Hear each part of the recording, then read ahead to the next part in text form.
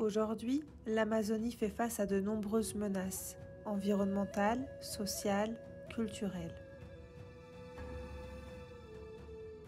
Les peuples autochtones sont les derniers gardiens de cette forêt. Ils et elles sont en résistance face à un système capitaliste écocidaire. En 2018, j'ai passé 5 mois en Équateur et observé cette réalité alarmante.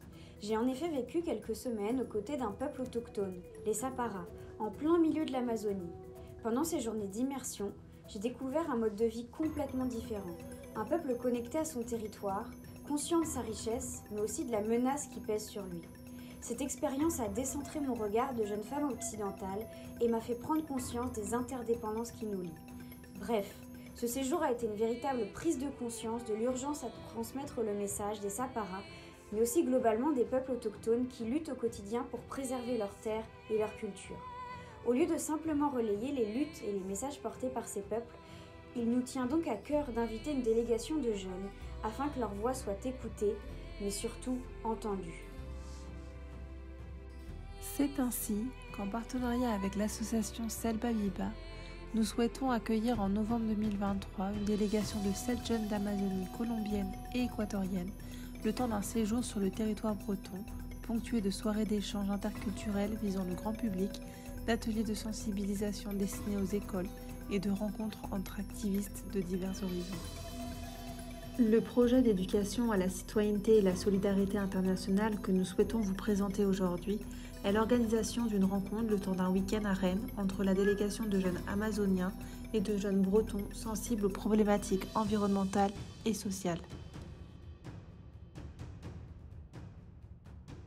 L'objectif numéro 1 est de faire se rencontrer des jeunes sensibles aux luttes socio-environnementales locales et internationales.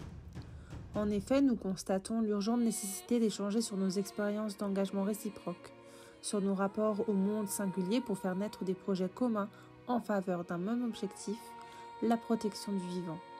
Ainsi, dans le cadre de ces rencontres, nous souhaitons à la fois ouvrir des espaces d'échange sur les engagements ici et là-bas, mais aussi proposer des ateliers pour des jeunes bretons de tout horizon.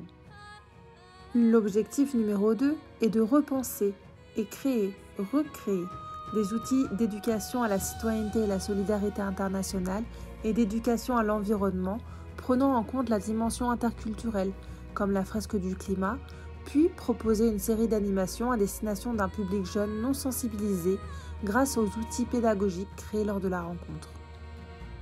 Nous comptons sur l'effet multiplicateur de cet événement, grâce au partage d'expériences et de pratiques, aux échanges interculturels, à la création commune d'outils pédagogiques. Tous les participants de ce week-end pourront elles et eux-mêmes ensuite animer des ateliers sur l'Amazonie pour au bout du compte former une génération de jeunes citoyens-citoyennes, conscients et conscientes des menaces qui pèsent sur la biodiversité et les plus fragiles. Une jeunesse ouverte aux autres, à la différence, qui se joue des frontières pour changer le monde. L'objectif numéro 3 est de rendre visible auprès des élus et de la presse les motivations et les modes d'action des jeunes engagés pour la protection de la planète, dans un objectif de plaidoyer grâce à la diffusion des livrables et des supports de communication créés pendant la rencontre. Une rencontre d'ailleurs avec la maire de Rennes est déjà fixée. Pour atteindre ces 3 objectifs, les activités ont été pensées en 3 temps. La campagne d'information et de communication en amont du week-end qui aura lieu de septembre à novembre. Les activités qui se dérouleront pendant les 2 jours de novembre, puis la phase de restitution. La pérennisation des échanges et la diffusion des outils d'éducation à la citoyenneté et la solidarité internationale créés de décembre à juin 2024. Les 2 partenaires principaux de ce projet avec lesquels nous co-construisons l'événement sont l'association de solidarité internationale Selba Viva et l'association étudiante de Sciences Po Rennes Revolver. La subvention du pied nous permettra ainsi de financer la tenue de cet événement. Louer un lieu, proposer un buffet amazonien, héberger les jeunes amazoniens, défrayer les bénévoles de Guayusa, créer et diffuser des supports de communication, puis produire des livrables et outils pédagogiques.